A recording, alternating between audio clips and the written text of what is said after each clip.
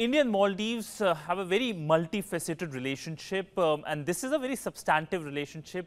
India, of course, has been involved in Maldives in terms of number of development projects. Maldives, of course, has been engaging with India on several fronts.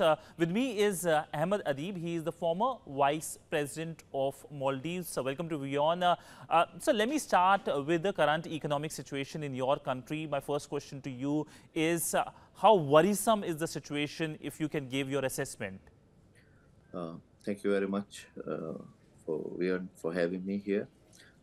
Yes, Maldives is going through a economic crisis. I would say it's a financial crisis which was a result of deficit financing by the successful governments.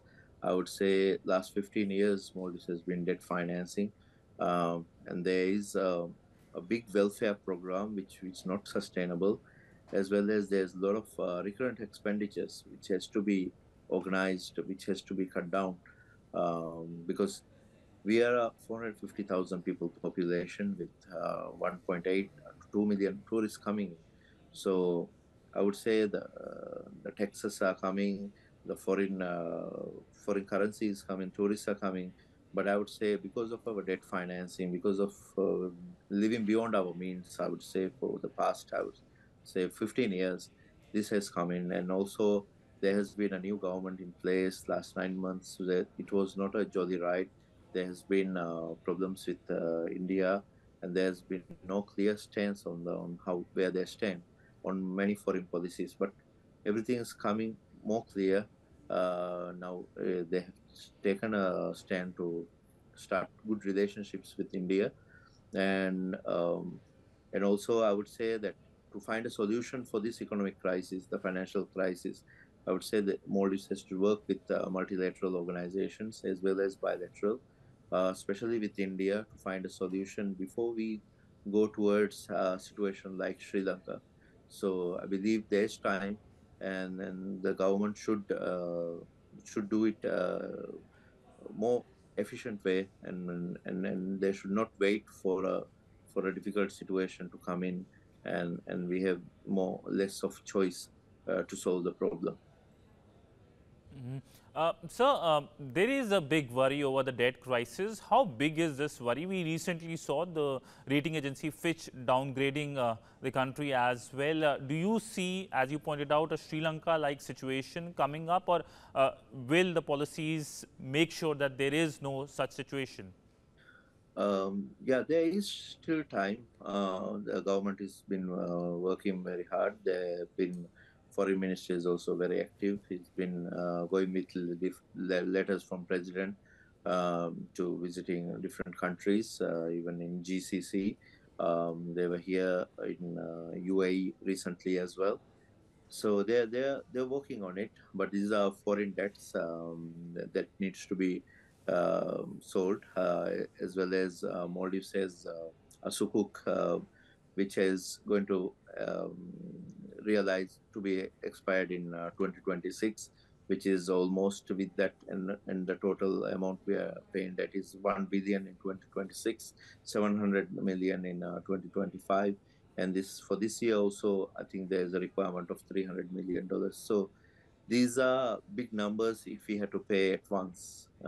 As you know, Maldives is a small country, so we have to make tough decisions now and solve the problem before we go through a phase like Sri Lanka. So eh, in anyhow, there is a situation that has to be addressed, and it has to be addressed very quickly. And we cannot. I would believe that we cannot drag it. We have to solve it as soon as possible. Cannot drag it. You also talked about decisions and policies. Are we looking at certain austerity measures in Maldives so that there is no impending doom when it comes to the economic situation? Already, austerity measures are there. President has taken measures like not flying the VIPs, like ministers not flying in the first class, and also cutting down foreign trips by different government organizations, curbing the government PSIP projects, which is done in islands. And also, there are austerity measures, but I believe it's not enough because this is something looming, something the current government inherited as well. But for that, they have to come up with the numbers, be more forthcoming with the information, tell people where we are now, how we can solve this, and also make firm decisions like foreign policy decisions, where we stand, where who we will join hands together with, make it firmly, and try to solve it. And I would say history tells us that it has been always India, and not only for us, even for Sri Lanka, it was India who solved the Mhm. problem even after those difficult times they went through. So I believe it's the time now to make more effort, more good relationships with India, come up with austerity measures, and also get advice from IMF, and go through the situation, make tough decisions now so that we can solve the problems beforehand, I would say. Mhm. You mentioned about India. How do you see India's role in terms of making sure that whenever Maldives faces any future economic crisis or the current economic crisis, India can help? Has the government reached out to India? I've heard that under a SARC mechanism, there could be plans to reach out to India's Reserve Bank of India. Yes, already India is helping Maldives even through this tough relationships between last 9 months, and I believe that is where the relationship even improved. If I can remember correctly, last April, India delayed one of the payments that was due, and again this September they're giving leeway, delaying the payments that is due to India or State Bank of India. So there are things that India is doing to help Maldives in any way they can. So for furthermore, I would say we should come up with a total solution so that that the future, as we see, as we foresee, can be solved without going into the kind of a debt situation, a dangerous situation like Sri Lanka. Mhm. So when it comes to the debt crisis globally, there is a link to China. Do you see an China link as well in the current debt crisis which we are looking at in Maldives? Yes, in 2015, after arresting a lot of political people, President Yamin shifted Maldives' strategy towards China, and there have been a lot of debts taken from China as well, and there are debts like for the housing, high interest rate loans from commercial banks of China as well. So these loans, yes, make it up quite part of the loans that we have to pay in future. So there has been talks with the president, with the Chinese government, but we haven't seen or not yet announced that how they will solve the. I mean, will they delay it? Will they, write it off? But we have not seen any conclusive remarks. We have seen that foreign minister and president told that there is green signal from Chinese government, but we haven't seen any conclusions yet. So that makes a part of the debt as well. So there is a lot of difficulty in that. Mhm. If I have correctly understood you, you are saying that China is in a way responsible for the debt crisis in Maldives. Yes, China as well as President Yamin, who took so many loans from China. Other presidents try to balance it out, and it was always been India first policy in Maldives. He changed it, and as well as he started a campaign against India. I would say that they have a lot of influence in it as well. So yes, they that we have to agree that there has been a responsibility of China as well. So China, I believe now it's the time with this current new government. If they have the goodwill, they have to delay the payments or at least write it off, which they have done for some African countries. But I haven't seen that for Maldives. Mhm. But the current government in Maldives has taken a kind of higher engagement with China, even though now they have been engaging with India as well. We saw the visit of President Muiz to Delhi as well. But that closeness with Beijing, do you think that is going to help Maldives in terms of the debt write-off? So far, like last 9 months, as you rightly said, government engaged at a very high level with Chinese, but I haven't seen any results. I mean, concrete results, because if it is going to be delayed or if it is going to be right of which the Maldives government said that there's a green signal that the payments will be delayed this 5 years, but that has to be come into a conclusion. It has to be signed with these individual banks, individual to get this moratorium in place. Otherwise, government has to keep on paying. So we haven't seen anything conclusive so far. So I believe that's one area where government has shifted for a more balanced foreign policy. So I believe there was engagement, but I don't think that has resulted in even if you take the Sri Lankan situation, it was end of the day India which helped Sri Lanka to come out of the crisis. India engagement, saving the best for the last, as they say. The relationship with India, how do you see when it comes to the current government? Because the current government had initially not taken a very pro-India stance. It had said that the Indian troops which are present need to leave. Also, we know that now there has been increased engagement. We are also expecting the visit of President Muiz to Delhi. Yes, I look forward for that as well.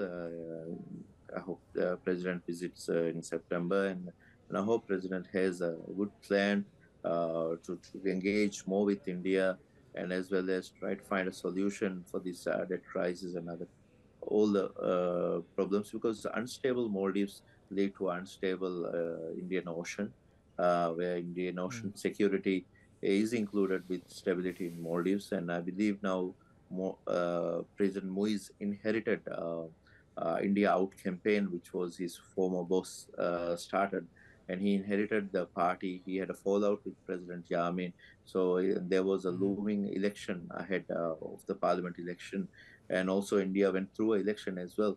So even 6 months back, I was predicting that after these elections, things will get better, and also it's a learning curve for the new government.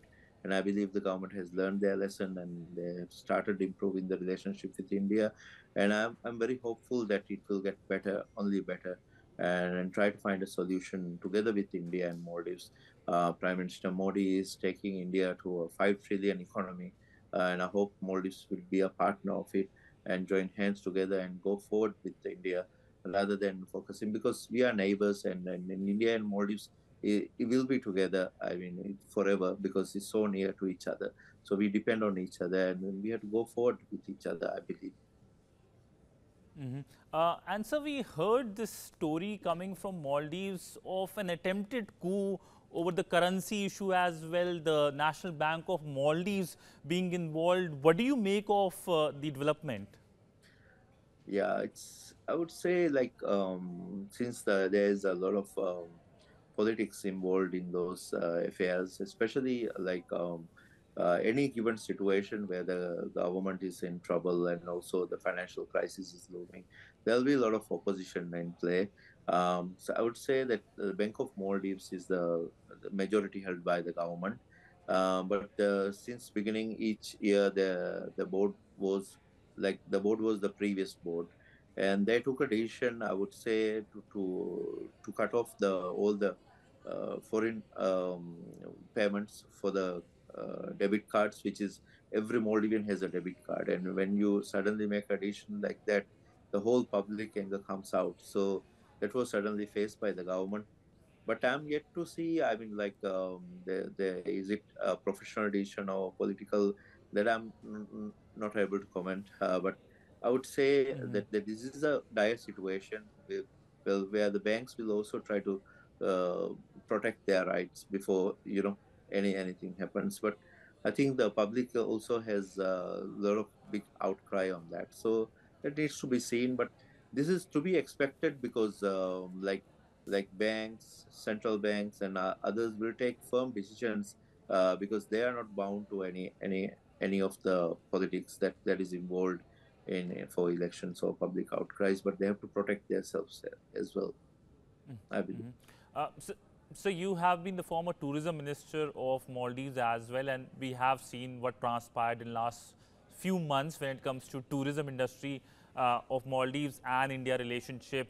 We saw the movement as well over the comments by now suspended ministers of the Maldivian government. So what's the plan like to get more Indian tourists? Because it looks like that there is a hesitation to go to Maldives from Indian tourists. Yes, there was a very big backlash because of those junior ministers' comments. So I believe now the relationships have improved. We have a very young tourism minister currently.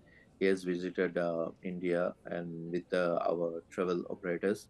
So he has met a lot of Indian travel operators as well, and he started to improve. The promotions are ongoing. I would say we need to give a much bigger effort to that. I think President should, when he's in on his visit, request Prime Minister Modi to help on that, because tourists are very much needed.